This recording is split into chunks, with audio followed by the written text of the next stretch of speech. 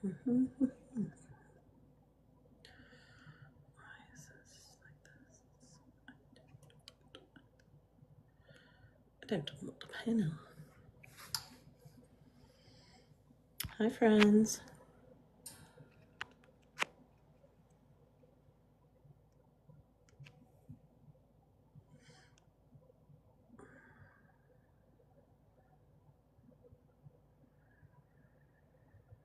I want the regular, this panel.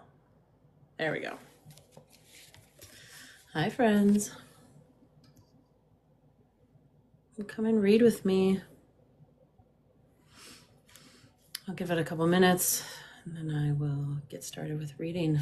We are reading the Diary of Anne Frank.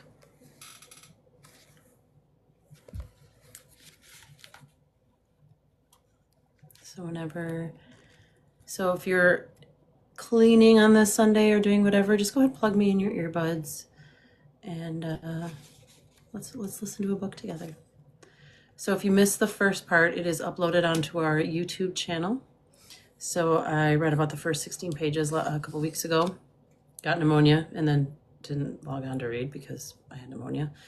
But now I'm back, and yeah, so if you want to listen to the Diary of Anne Frank while you go about your chores for this lovely Sunday,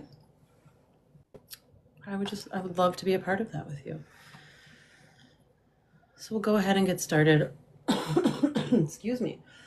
And there is a lot of people on, so it might be slim pickings here, but I know that if you just don't want to listen to people argue or do anything like that and you just want to listen to something, this isn't quite peaceful, but it is just listening to basically an audiobook. So I've heard that I have one of those voices. I would like, my dream job would be like to be a narrator. So this is my audition. I'm just kidding.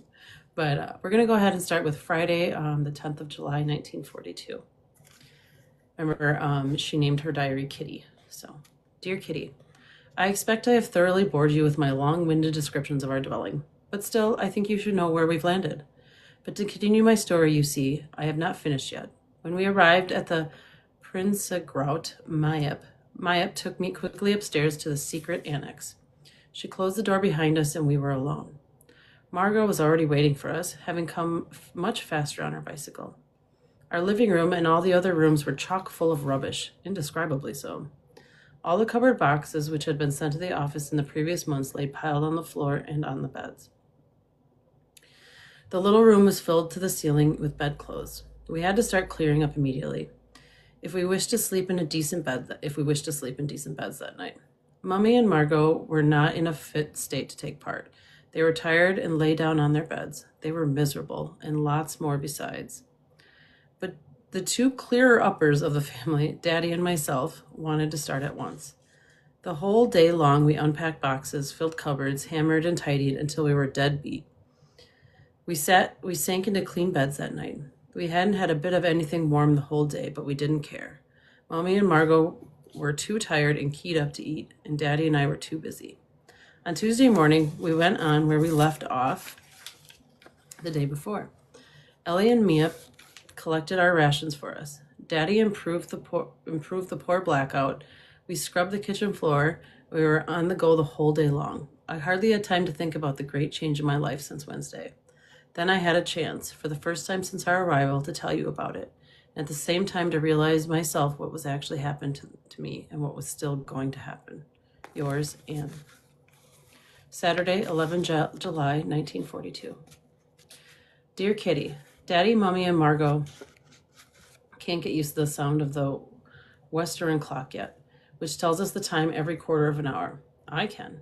I loved it from the start, and especially in the night, it's like a faithful friend. I expect you will be interested to hear what it feels like now to disappear. Well, all I can say is I don't know myself yet. I don't think I shall ever really feel at home in this house. That does not mean that I loathe it here. It is more like being on vacation in a very peculiar boarding house. Rather a mad idea, perhaps, but that is how it strikes me. The secret annex is an ideal hiding place, although it leans to one side and is damp. You never find such a comfortable hiding place anywhere in Amsterdam. No, perhaps not even in the whole of Holland.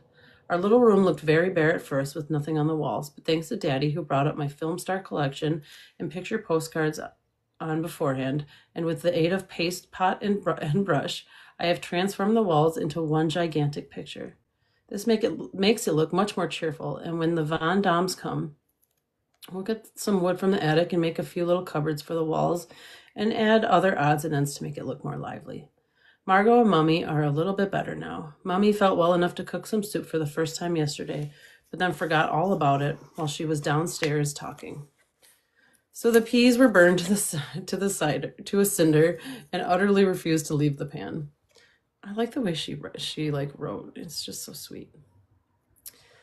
And utterly refused to leave the pan. Mr. Cofius has brought me a book called The Young People's Annual. The four of us went to the private office yesterday evening and turned on the radio.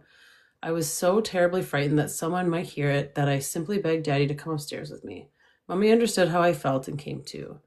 We were very nervous in other ways too, that the neighbors might hear us or see something going on. We made curtains straight away on the first day. Really, one can hardly call them curtains.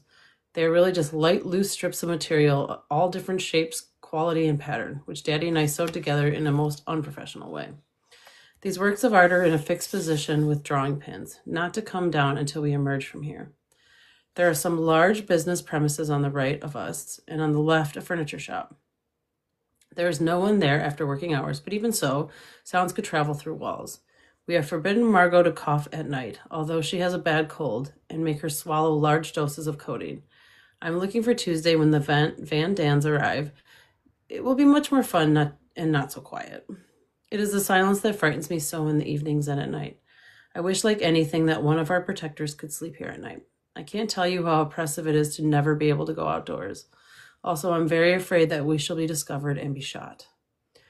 This is not exactly a pleasant prospect. We have to whisper and tread lightly during the day, otherwise people in the warehouse might hear us. Someone is calling me. Yours, Anne.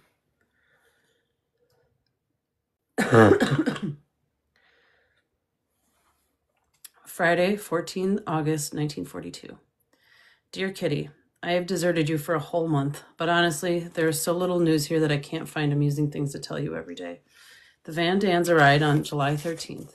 We thought they were coming on the 14th, but between the 13th and the 16th of July, the Germans called up people right and left, which created more and more unrest. So they played for safety. Better a day too early than a day too late. At 9:30 in the morning, we were still having breakfast. Peter arrived, the Van Dans son. Not 16 yet, a rather soft, shy, gawky youth. Can't expect much from his company. He brought his cat, Mooshie, with him. Mr. and Mrs. Van Dans arrived a half an hour later, and to our great amusement, she had a large potty in her hat box. I don't feel at home anywhere without my chamber, she declared, so it was the first thing to find a permanent resting place under her divan. Mr. Van Dans did not bring his, but carried a folding tea table under his arm. From the day they arrived, we all had meals cozily together, and after 3 days, it was just as if we were one large family. Naturally, the Van Dans were able to tell us a lot about the extra week they had in the inhabited world. Among other things, we were very interested to hear what had happened to our house and to Mr. Goudsmit. Mr. Van Dans told us Mr. Goudsmit phoned at 9 o'clock on a Monday morning and asked if we could come around. I went immediately and found G in a state of great agitation. He let me read a letter that the Franks had left behind and wanted to take the cat to the neighbors as indicated in the letter, which pleased me. Mr. G was afraid that the house would be searched, so he went through all the rooms, tidied up a bit, and cleared away the breakfast things.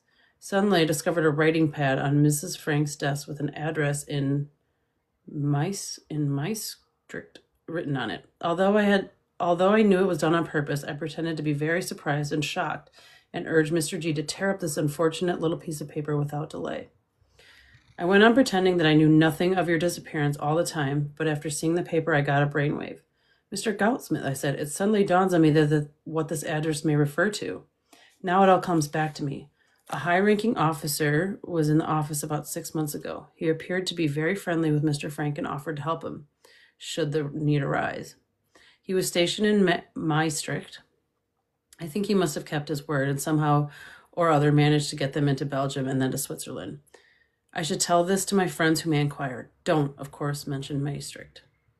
With these words, I left the house. Most of your friends know already, because I've told myself several times by different people. We were highly amused at the story end. When Mr. Van Daan gave us further details, laughed still more at the way people can let their imagination run away with them. Our family had seen the pair of us pass on bicycles very early in the morning, and another lady knew quite definitely that we were fetched by a military car in the middle of the night. Yours, Anne. Whew.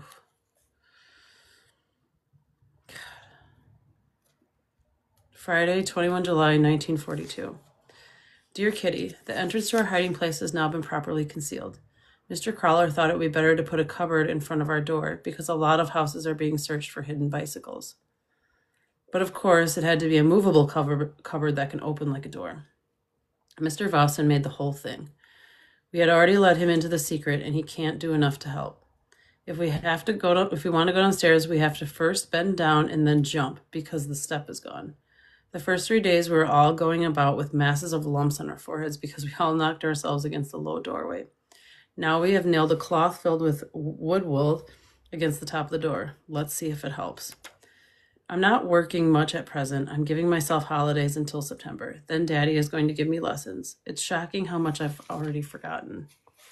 There is little change in our life here. Mr. Van Daan and I usually manage to upset each other. It's just the opposite with Margot, whom he likes very much.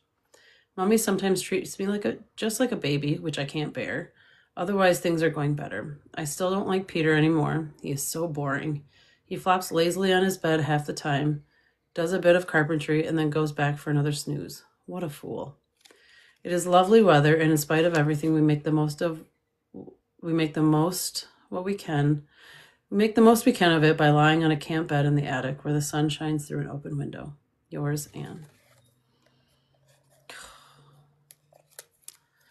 I know that was a quick read. I'm going to stop there.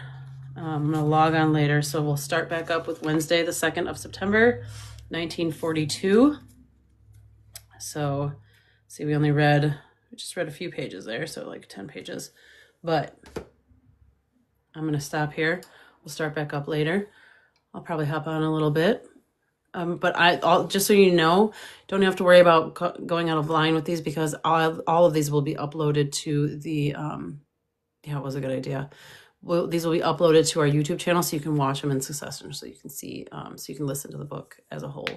But yeah, so I'll download this and upload it to our YouTube channel, but then I'll be back on later to read. I'm going to go actually read my book for fun for a little bit and, make some food.